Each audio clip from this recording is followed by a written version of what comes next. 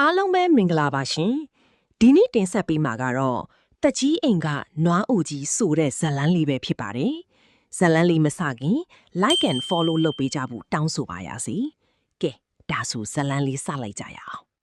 ရွာကအလွန်ကစီးနေပြီးရက်ဆက်တတ်တဲ့တကြီးအိမ်ရဲ့နွားတင်းကုတ်ဘေးမှာဖြစ်ပါတယ်အသက်ကြီးပြီးအိုမင်းမစွမ်းဖြစ်နေတဲ့နွားကြီးတစ်ကောင်ဟာနေပူထဲမှာအုံအုံတောက်ဖျားပြီးလဲကျနေရှာတယ်သူ့ရဲ့ခန္ဓာကိုယ်တစ်ခုလုံးကလည်းအားအင်ချီနေလိုနေပါတယ်ဒီနွားအိုကြီးကအလကားအစာပုတ်တာပဲအဖတ်တင်နေအလုတ်လည်းမလုံနိုင်တော့ဘူးတားတတ်သမားကိုပဲအမြန်ခေါ်ပြီးရောင်းပစ်လိုက်တော့တကြီးကပစိုးကိုပြင်ဝင်ရင်ဒေါသတကြီးအော်ဟစ်လိုက်တယ်အဲ့ဒီအချိန်မှာတကြီးအိမ်မှာကူလီလုံနေတဲ့လူငယ်လေးတီဟတယောက်ရင်ထဲမကောင်းဖြစ်သွားပါတယ်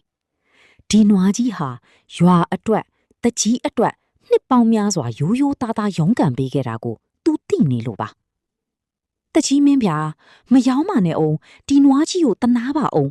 ကျွန်တော်ရဲ့ဒီလအတွက်လှုပ်အားကလာစားအကုန်လုံးကိုယူပြီးဒီနွားကြီးကိုကျွန်တော်စီရောင်းပေးပါဗျာတီဟာကတကြီးရှိမှဒူးထောက်ပြီးတောင်းပန်ရှာတယ်ကက်စီနေတဲ့တကြီးကတော့နှာခေါင်းတစ်ချက်ရှုံပြီးအေးမင်းကတနာကျင်ရင်လည်းမင်းလာစားနဲ့လဲရမှာပဲယူသွားဆိုပြီးတီဟာရဲ့လာစားငွေတွေကိုဆွဲလူယူလိုက်ပါတော့တယ်တီဟာချွေးတလဟောကျနေတဲ့နွားအိုကြီးကိုတွဲထူပြီးရွာစုံကတောဆက်ကသူ့ရဲ့ဝါအိမ်လေးစီကိုတရွေ့ရွေ့ခေါ်ဆောင်လာခဲ့ပါတယ်အချိန်တလခန့်အကြာတီဟာရဲ့ဂယုတစိုက်ပြုစုမှုမျက်နှုကျွေးမှုတွေကြောင့်နွားအိုကြီးဟာတိတိတာတာကျမ်းမာလန်းဆန်းလာခဲ့ပါတယ်တီဟာတောထဲကိုထင်းခွေဟင်းရွက်ခူးသွားတိုင်း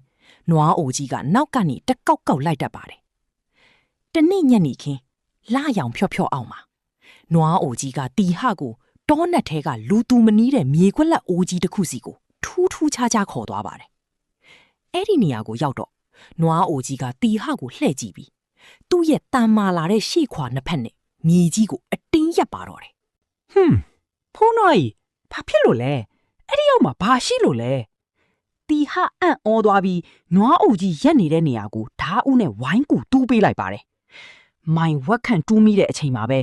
ဖုံမုံနေချားကနေတန်ချီတက်နေတဲ့ရှေးဟောင်းတစ်တာအိုကြီးတစ်လုံးပေါ်လာပါတယ်တီဟာတစ်တာကိုဖွင့်ကြည့်လိုက်တဲ့အခါမှာတော့မျက်မှောင်ကျတောက်ပနေတဲ့ရှေးဟောင်းရွှေတင်ကားတွေအဖိုးတန်ကြောက်တန်ပဒမားတွေနေရောင်အောက်မှာဝင်းကနေလင်းကနေဖြစ်သွားပါတော့တယ်နွားအိုကြီးဟာတီဟာကိုကြည့်ပြီးကြီးစုတင်ချောင်းပြောနေတယ်လို့မျိုးခေါင်းကိုအသားအရာညှိ့ပြရှာတယ်တစ်တာတွေကယရနာတွေကြောင့်တီဟာတယောက်ချက်ချင်းပဲချမ်းသာတဲ့လူငယ်တယောက်ဖြစ်သွားခဲ့ပါတယ်ဒါပေမဲ့သူကအတမကြီးပဲရွာကစင်းရဲသားတွေကိုပြန်လဲကူညီပေးခဲ့တယ်လို့သူ့ကိုအကျိုးပြုခဲ့တဲ့နွားအိုကြီးကိုလည်းတီးသည့်အထိကောင်းမွန်စွာကြွေးမွေးစောင့်ရှောက်သွားခဲ့ပါတယ်တရိษံအပေါ်ထားတဲ့စေတနာဟာလည်းဘဝကိုပြောင်းလဲစေနိုင်တဲ့ကံကောင်းခြင်းတွေတေးဆောင်လာတတ်တယ်ဆိုတာကိုတီဟာတယောက်သက်သေပြလိုက်နိုင်ပါတော့တယ်အဆုံးထိကြည့်ပေးလို့ကျေးဇူးအများကြီးတင်ပါကျမတို့တင်ဆက်ပေးတဲ့ဇလန်းလေးကိုသဘောကျရင် like and follow လုပ်ခဲ့ပေးပါနော်နောက်နေ့တွေမှာလည်းဇလန်းလေးတွေနှီးစင်တင်ဆက်ပေးမှာမို့ဆက်လက်အားပေးပါအောင်ရှင်မြန်မာပြည်ကြီးအမြန်ဆုံးအေးချမ်းပါစေ